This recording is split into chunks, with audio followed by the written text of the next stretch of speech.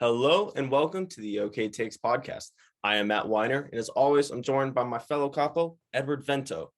As of 9:13 a.m. West Coast time, USC is doing everything they can to inflict intense bouts of horror on me. So while I'm plummeting through the depths of hell, Edward and his Bruins are back rolling. They look incredible. So besides USC, UCLA talk, we're going to preview this week's incredible slate of games, probably the best of the year, and then we're going to give out our picks for the weekend. Before all that, let's talk some Dabo and Clemson. Yeah, I think we've moved a long way from The Godfather when it comes to movies I'd rather watch than Clemson football. Like, are we getting to Space Jam 2 territory? Okay, I kind of want to refute our take from last week that it's more interesting to watch a movie than to watch Clemson play. I think if you're a Clemson fan, you'd rather watch The Godfather. Or yeah, you're right. Maybe it's even in the Space Jam 2 category than watching Clemson play. But for us as fans, it's kind of fun to watch the dynasty fall apart.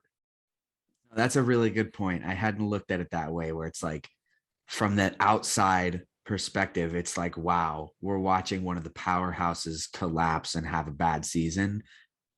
So yeah, that's definitely a fascinating storyline this year in college football. But as a Clemson fan, I can't imagine what this feels like.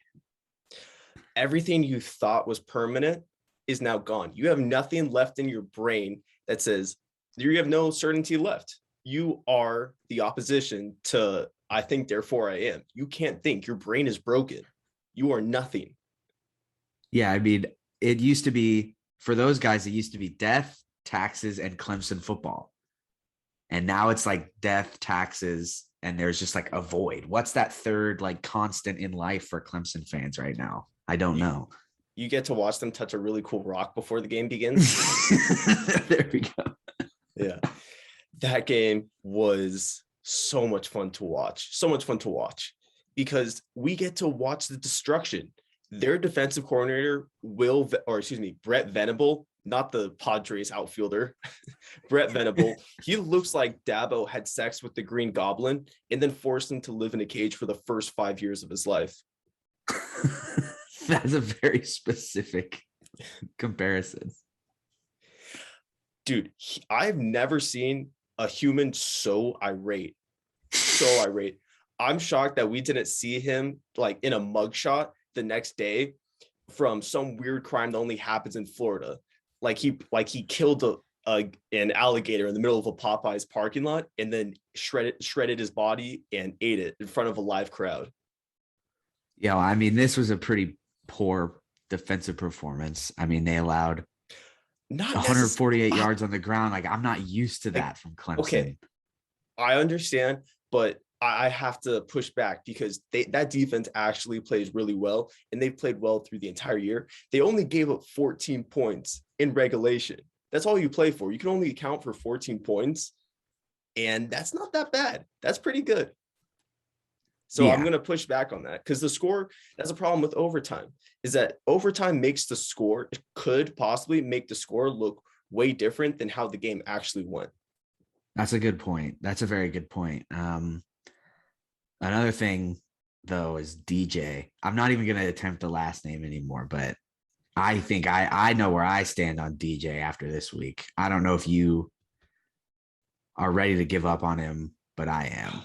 Well, when your team is averaging 295 yards per game and which puts you the worst ranked offense in the ACC, I think it's time to just go run heavy.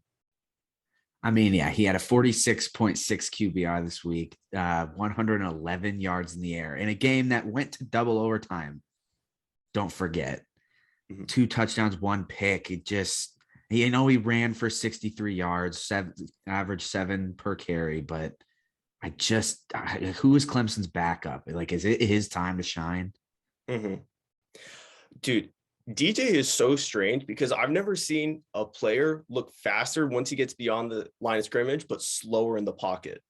Yeah, definitely. He's Tom Brady in the pocket and he's Kyler Murray outside of the pocket. Mm-hmm. Exactly. Like when he's inside the pocket, there's this weird thing, like the topography of the field actually turns to quicksand and he's melting and his legs are just trying to get out of something that's like a gravy-like substance. But then as soon as he goes past the blue line, the line of scrimmage, he's off and running. You've never seen flatter planes. Yeah, it's weird. I can't say I'm not intrigued. I can't say I don't like it though, because it's kind of funny. Mm-hmm. And then NC State gives us the formula to beat good teams. So just make sure you use 3 downs to get a first down, and then make sure each first down is only 10 to 12 yards, because they had 31 first downs. I think they had the ball for 40 minutes. Jeez. Man, talk about, God, that's domination. Have the ball for that long. Yeah, dude, it's kind of genius. It is kind of genius because we know what Clemson can do with the ball in their hands. And if you give them as little time as possible and force a couple 3 and outs, then boom, that's it. So NC State shows us that getting a first down on first down is actually really bad. Yeah, milk as many downs as you can against teams like that. Yeah, that's the only way you're going to beat them. All right, so we have, like I said before, incredible slate of games. This is my favorite slate of the entire year. Oh my God. Because this is the first real week where everything you thought of and all, like, same thing with like Clemson fans, where everything you thought was permanent is not, and now you can't even think, so therefore you are not a human being and not a single cell. So yeah, this is where we're at. Yeah, and I mean, look, I know we have 7 versus 9, we have 2 versus 8, we have 1 versus 12. Maybe it's just because I live in Oklahoma, but the game I'm most looking forward to is Baylor, Oklahoma State, 19 versus 21. I'm expecting offense from that game. I'm so pumped. Cannot wait. Mm-hmm. Yeah, this is that week where, like, the fate of humanity is relying on chaos. Yeah. That's the only way it's going to go. All right. So actually, yeah, let's start with Baylor, Oklahoma State. Yeah. I mean, look, both teams are coming off wins against ranked teams. So like Baylor beat Iowa State and OSU beat Kansas State last week. So 2 ranked wins for both of those teams. They're now both in the top 25. I think this is going to be an absolute shootout. It's going to be just classic Big 12. It's going to be like 55-52 final score. I just can't wait. Mm-hmm. Please just give us all stupid football. Because here's the thing. Now with like Iowa State, because they came into this season looking really good, like they were going to be among the top 3 teams in the Big 12. Well, now it's like, okay, but then if Baylor loses, then how good is Iowa State? And it just makes no sense. So this is the first of the games we're talking about that no matter the outcome, it's not going to make any sense. Exactly. Mm-hmm. All right, so let's start with Arkansas, Georgia. So 9 a.m. game to begin the weekend is awesome. Awesome. I love this move. Yeah, this is going to be a very interesting game. I don't want to go too much into what I think will happen. I want to say that for my picks, but I'm very intrigued by this game. I think Arkansas is just a fascinating team. Like where did they come from? Dude, are you aware of this WOMPIN epidemic? No. Okay, so I'll put in the clip, but Dan Levitard on his podcast made a joke about how Arkansas will womp you, and it's in reference to a wrestler named Hacksaw Jim Duggan. So I'll put the clip in right here. I adore this Arkansas team because they are the one team in the SEC I know that has embraced the Hacksaw Jim Duggan role. They've embraced the like gigantic, enormous redneck role of like, bring me my womping stick. That's what I'm bringing to the fight. What are you going to do? I'm going to womp you. Is it going to be pretty? No, lots of womping. Just womping you. Boom. So hope you guys enjoyed that, but because that was hilarious. That was awesome. And now it's become like a whole revolution because their social media is throwing it out in captions. And KJ Jefferson, their amazing quarterback, is referred to as KJ Womperson in the press guide. That's great. I'd not heard that. Wompin is my word of the week. WOMPIN. Let's do it. Yeah, I like that. My brain is like, there's always one or two words that my brain could pick up and somehow it becomes associated with everything. And unconsciously and mostly consciously, I try and throw it into every conversation. Yeah, see how many conversations you can work WOMPIN into in one day. Their head coach is also Sam Pittman. He makes the name WOMPIN makes sense. And the word WOMPIN makes sense. Why they're just going to womp you. He is a beast of a man. Is he? Oh, God. Oh, my God. Huge. Because before being named their head coach in 2020, he was the offensive line coach at Georgia. So we have that storyline as well. Yeah, oh, God. Yeah, that is a specimen of a man right there. Oh, my God. Like, he's legitimately built like a blocking sled. The only, like, instead of a blocking sled, you put Sam Pittman down in a chair and just try and move the chair. Oh, God. He would break the chair. You have to get okay, so if you have a chair made out of concrete, but that's as light as wood and plastic, that's what you need as a blocking sled. Yes, he is the ideal frame of a blocking sled. Like, you put him in like a baby high chair and boom, that's your workout for the week. Yeah, I'd love to see that. Wompin. Oh, I love that word so much. But this is one of those games where there's a lot of reasons, and there's mainly reasons pointing to why Arkansas is going to lose. But then you end the state. So it's like Arkansas will lose because Georgia is phenomenal. I don't think Arkansas will face a team or face a defense like Georgia's again. But then you just throw in, it's college football, though. Anything could happen. You're like, oh, yeah, that kind of makes sense. Yeah. I mean, and not just all these ranked games. I mean, I'm looking at the slate right now. There's so many ranked versus unranked games that are fascinating. But this is, it's going to be such a good game. I cannot, like, waking up to good 9 a.m. football is the best because you have a little bit of juice going and you feel like you accomplished something. Watching a good football game makes you feel like you were actually in on the action, and you could add that to things you did that day. You're like, well, I wasn't that unproductive because I watched Arkansas and Georgia for 3.5 hours. Yeah, I was going to say, did they move the games up? Because don't they usually start at noon, or not noon? I'm sorry. Aren't they usually at 10 o'clock Pacific time when the games usually kick off? No, it's at 9. Is it always been 9? Okay. For some reason, I thought it was 10. Maybe I'm thinking of NFL. I think because you're literally, that makes sense because NFL's at 10. But I was also about to say, because you're literally stuck in the midpoint between Oklahoma and California, like the two places you've lived. So your brain was like, okay, I'm just going to meet you in the middle. Yeah, it's weird. I get the kickoff times confused. Like, I was like, oh, wow, they moved. I saw it was 11 a.m. Central time, and I was like, oh, they moved it up an hour. It's normally like 12. But then now that you say that, I'm like, wait, what am I talking about? But yes, waking up to a game like Arkansas, Georgia is a money move. Donuts, coffee, just, get it rolling. Get it rolling. All right, so now we got Alabama versus Ole Miss followed up, and it's like a 12:30 game.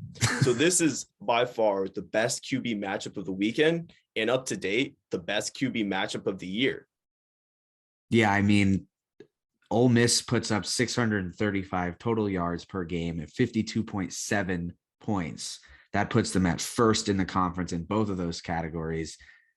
Man, this is going to be Coral and Young. Yeah, this is the QB matchup of the week for sure. Yeah.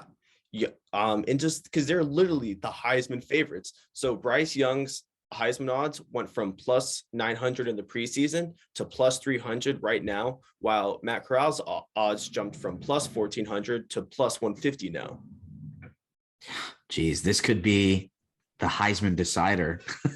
This could be one of those Heisman moment games.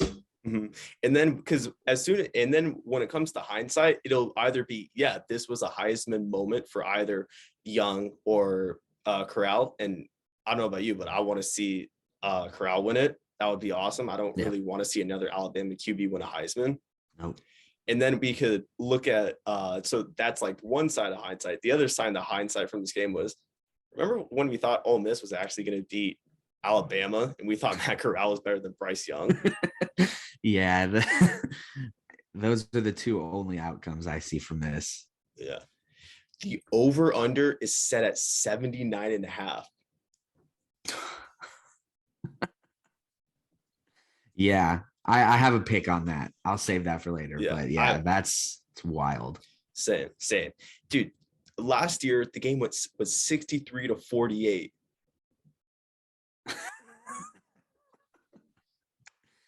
I can't even imagine what it's going to be this year. Just, oh my God, like just bonkers offense. Exactly. Like seeing 80 points on CBS SEC football at 12 in the afternoon is like seeing Lisa Ann on PBS.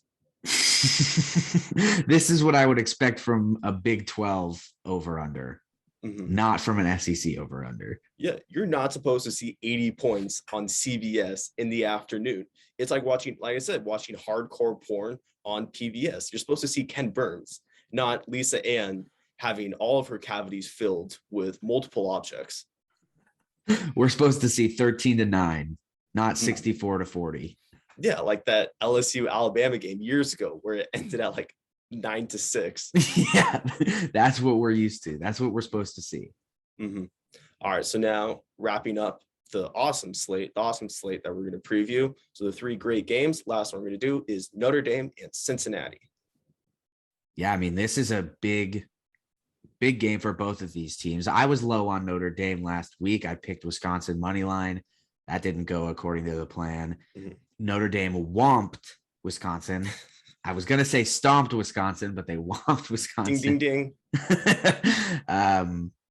So, yeah, I mean, this is a big time prove it game for Cincinnati and Luke Fickell, I feel like.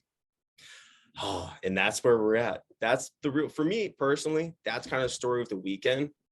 Not from the weekend, but from this game is, what about Luke Fickell? Because that's where I'm watching the game where I want them to lose, but then I also want to see a Group 5 team make it to the playoff. I just have things pulling me in two different directions. Yeah, I kind of just this weekend, and it goes for this game too. I'm just rooting for what causes the most chaos. What outcomes in all these games causes the most chaos? And this one, I think Cincinnati winning causes the most chaos. So yeah. I'm all here for that. I think, I got to push back. I'm going to go Ole Miss causing the most chaos.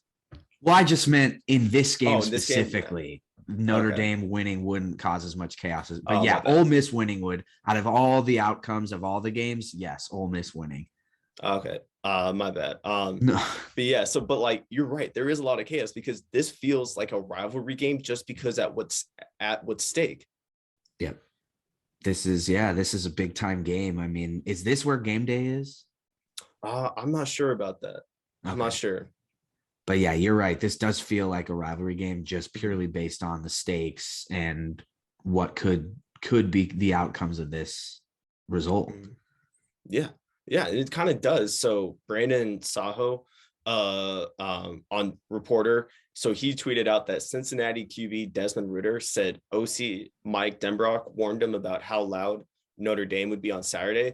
And Ridder replied with, I told him it shouldn't be loud for too long. Because this is that kingdom come moment. This is, can you compete with the top dogs? Are you actually somebody that, hey, you deserve to be in the college football playoff? Yeah, I mean, this is it right here. This is a big make or break it moment. You don't have to crown yourself national champions. No, you don't. You can actually earn your spot if you win this game. Yeah, and then you get to do a major dunk on UCF. So there's a really, really big difference between like the floor and the ceiling for Cincinnati. Because if they lose, you have to start thinking about Luke Fickell possibly going to a good Power 5 team. And who would a Power 5 team. Because I was following it up with USC, but they're not a good Power 5 team. But don't you think if he wins, he's more likely to get a job like that? That's what I don't know is that's kind of what's confused me, because Fickell said on September 20th, we know, so he is a guy who has major tunnel vision, like no sense of anything happening peripherally. He said, we know nothing. I barely talk to my own family during the football season. And then he also said the grass isn't always greener. So weird to say this, but I think the grass in Ohio might be a little bit greener than it is in LA. Yeah, I mean, the way he has that Cincinnati team playing right now, I think he might be right there, with the grass not always being greener.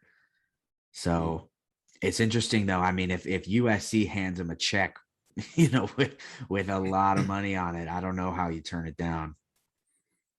That's what I don't understand with a lot of these coaching decisions in general, because why would you want to leave something that's working?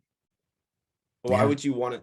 There's nothing that looks that, I'm sorry, besides everything but football, there's nothing about coaching USC football that looks interesting.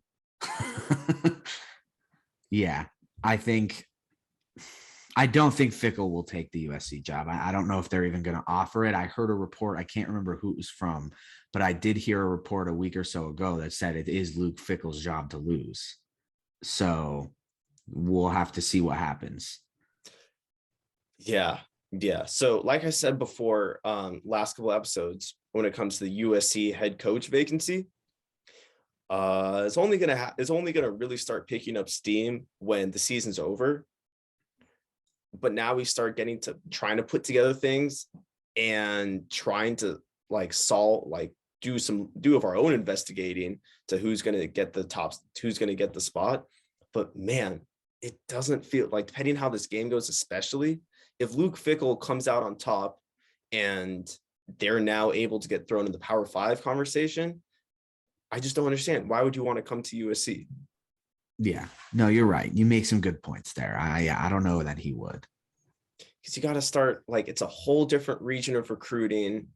That's where I always go, with the USC, and we'll get into it. But my big thought on the USC head coach, because it's literally the topic of every single week, because there's nothing else to talk about with USC besides bad things, is I just want a guy who's familiar with the West Coast. Just get the big West Coast guys, and we'll be fine. Do you still want Dante Williams? Well, I guess that's a great segue. All right. So I was planning on bringing this up later on, but I have my really definitive, I don't want Dante Williams as my coach moment. So let me try and find it. I'll be honest. It was bad. So 7 minutes left. The score is 42-20. Oh, if you didn't hear, USC got skull fucked. So 7 against Oregon State. So 7 minutes left. The score is 42-24, and USC is on the Oregon State 15. Keaton Slovis gets sacked on first down for 6 yards. Okay. 2nd and 16, he gets called for intentional grounding. And then it was a 15-yard intentional grounding. Then on 3rd and 31, a false start on the line. So now that it's 4th and 36, they kick a field goal down 42-24 with 6 minutes left in the fourth quarter. Wow. I mean, I kind of want to just give you the floor.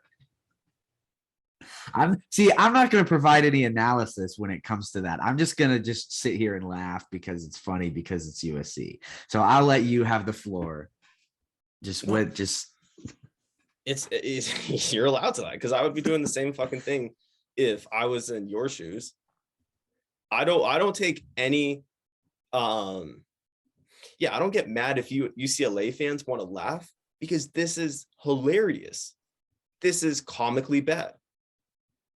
Yeah, I mean, look, from a UCLA fan's perspective, it is funny to see how we've gotten to this point where right now, not overall, not in the past, just right now, UCLA football is in better shape than USC is. We're not used to this. We don't really know what this feels like. So it's funny, but I do have some sympathy, because I know that college football and the Pac-12 is a better conference when USC is better.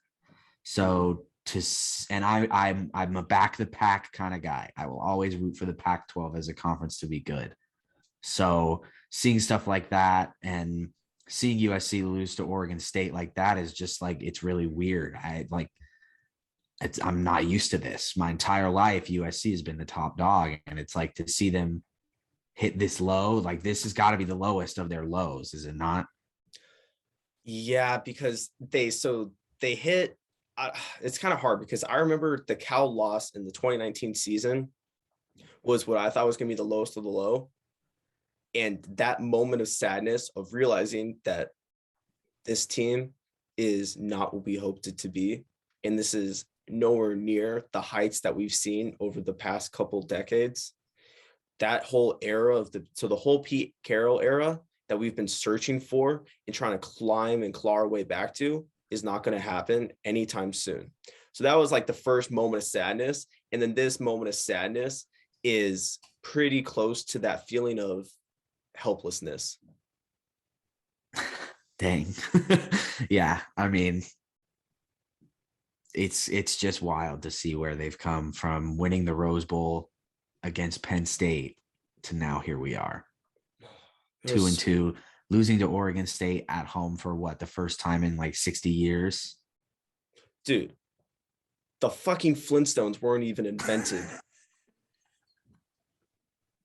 The last time Oregon or USC lost to Oregon State at home, the Flintstones weren't even around. Elvis dropped his first hit.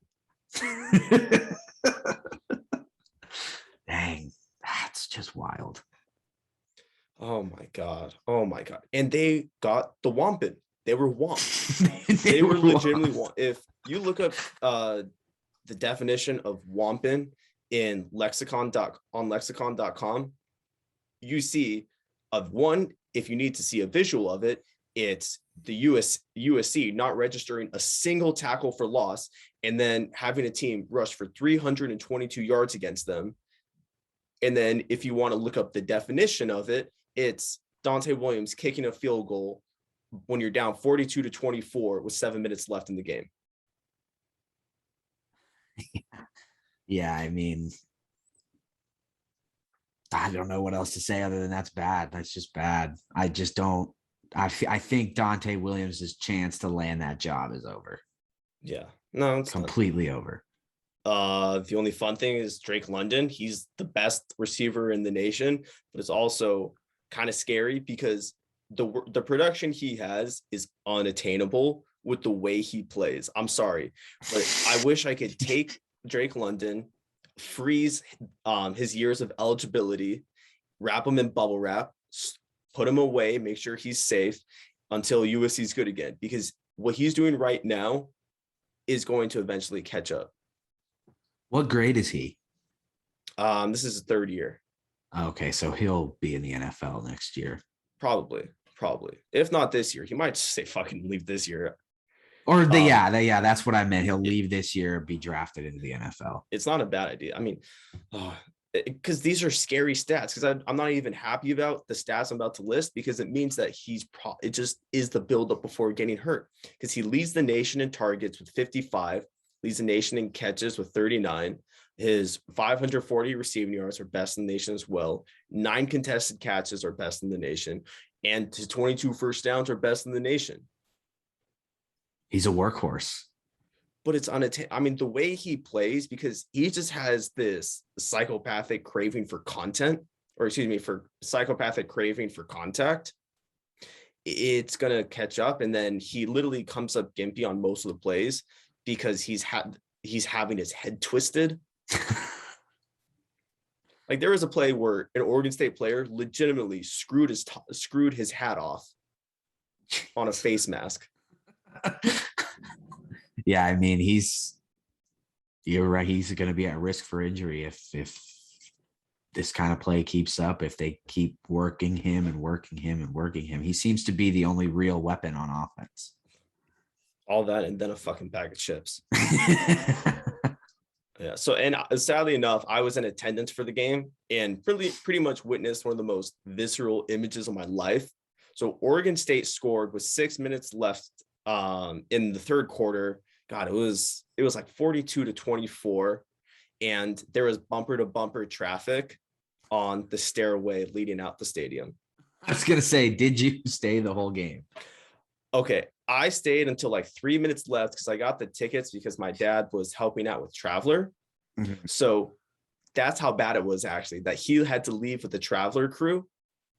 Bro, they took Traveler away before the game ended. Oh no.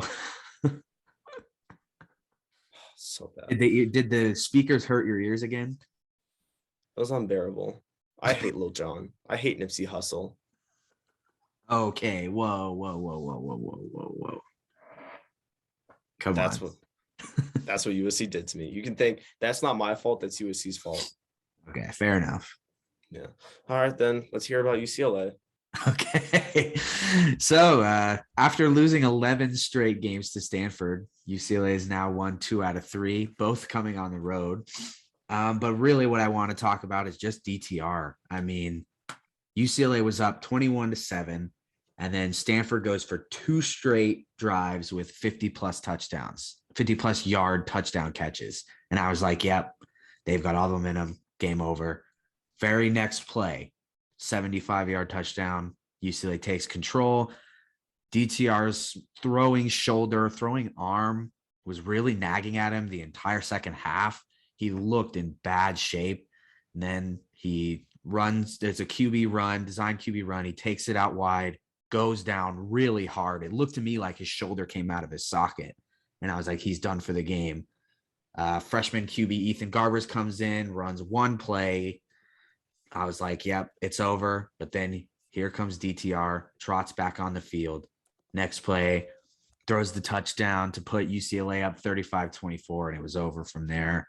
Man, what a warrior he is. And I heard he was practicing this week. He's going to be good to go for ASU. But, man, this was the game for me where I was like, yeah, he's turned a corner. This isn't the guy who just flings up 50-yard passes that gets picked off like he was a couple years ago. This is a really good quarterback. Yep. I don't have anything to say.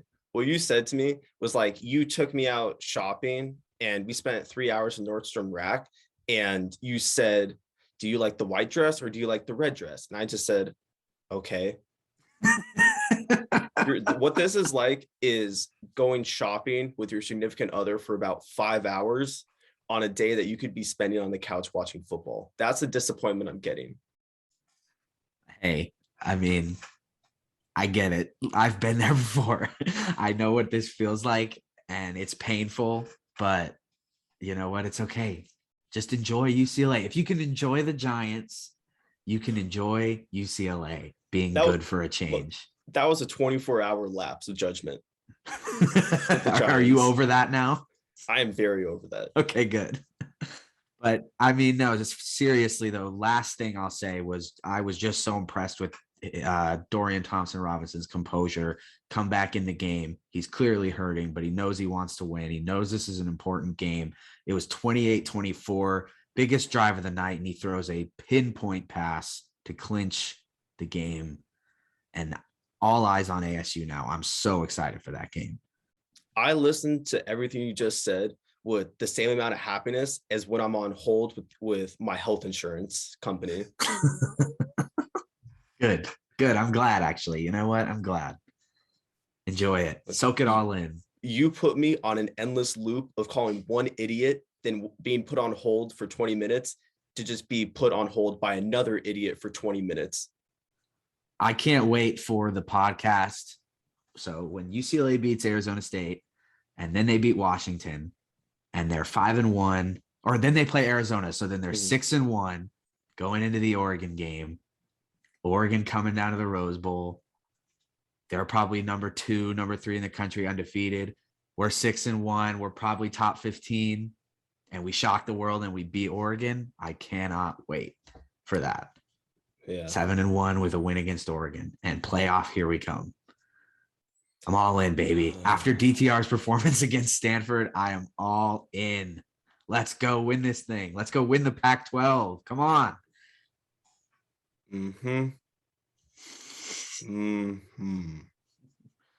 Yeah. You're feeling it. You're feeling it. You're right there with me. I can tell. Our hype levels are the same. Fuck my life.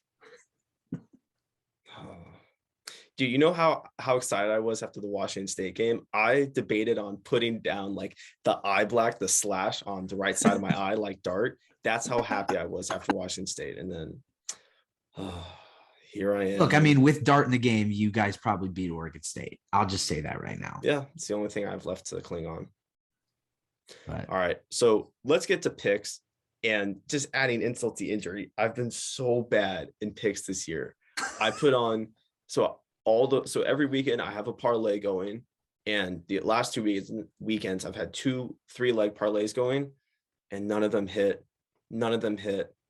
And I just need to get back on track. I need to stay focused. All right, so with that being said, I need to forget everything about USC. So please just throw your picks in just so you could help me. You're actually helping out a friend if you just start with your picks. You want me to go first? Okay, I'll go first. Look, like we said earlier in the year, this slate of games is very, very sexy. So I'm going to be that basic bitch, and I'm only going to pick the biggest games of the week. I'm very sorry, but Georgia versus Arkansas, I like Georgia money line, and I like over 48.5. Georgia hasn't allowed more than 13 points to a single opponent all year. And since putting up only 10 against Clemson, they've gone on to average 52 points per game. So I could see this going one of two ways. The over hits and Georgia just womps Arkansas, or the under hits and it's a battle and it's close and it's like 17-13 final score. But I like the first option better. I like Georgia there. I like Notre Dame on the money line against Cincinnati. They put up 41 on Wisconsin team that had beaten now the number 4 team in the country. So I just don't see Cincinnati walking out of there with the win in Notre Dame. It's a tough place to win. Like we said, or like Cincy's QB coach told him, it's loud in there. He's going to have to silence him early on. I don't know if he can. Give me all of Notre Dame money line. Here's the big one. Ole Miss, Alabama, over 79.5. Yes. Give me all the points. Give me all the points. Ole Miss, like I said, 634 yards per game, 52.7 points per game. First in the SEC in both of those categories. We know about Alabama. Give me all the points. Yeah, I'll just throw in my take now since I had that on my card. So sometimes you just got to be the stupid rat that bites the cheese. Yeah, exactly. And the snapping of the metal against your skull that crushes it is worth biting the cheese. Yeah, totally worth it. Give me over 79.5. I want all the points. CBS, I don't care about defense anymore. I care about Lisa Ann. I want all the points. Baylor, Oklahoma State. I think Oklahoma State's going to come out on top. I'm taking Oklahoma State in the spread. I don't think Baylor is all that, even though they're very reliant on the run game. Abram Smith averages 7.2 yards per carry with 5 touchdowns this season, but also Oklahoma State is a top 20 run defense in the country this year. I think at Boone Pickens Stadium, I've been up there for games before. It gets really loud up there. Oklahoma State is probably going to walk away with a win there. And last, certainly not least, UCLA -3.5 over Arizona State. I think this defense is going to cause Jaden Daniels even more problems than he's already had this year. He's only thrown 2 touchdowns to 3 picks. UCLA should handle their business. I can see this getting out of hand pretty quickly. UCLA spread to finish it off. Mm-hmm. All right, cool. Okay, so my pick starts on Friday night. BYU versus Utah State under 61.5. So Utah State only put up 3 points against a pretty solid Boise State team last Saturday. I do think that BYU is better than Boise State, and BYU only allows 19 points per game, and they've played some solid opponents. BYU themselves score 28 per game. So everything right here is pointing to under 61.5. Then for the big game that we talked about, Arkansas versus Georgia, I'm going over 40.5. I know how good Georgia's defense is, but they haven't seen a guy like KJ Womperson before. He is a stud. He is a stud. So through 4 games this season, KJ Jefferson is one of only 6 FBS quarterbacks and the only one in the SEC with 800 plus passing yards and 200 plus rushing yards.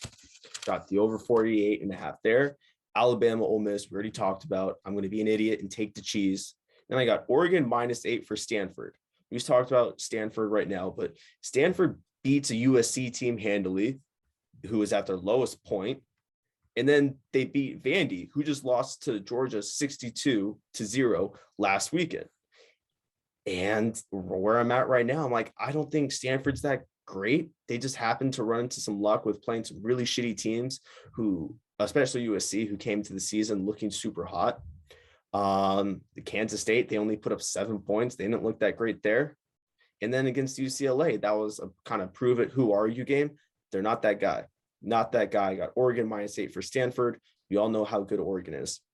Then I got Oregon State -2.5 versus Washington.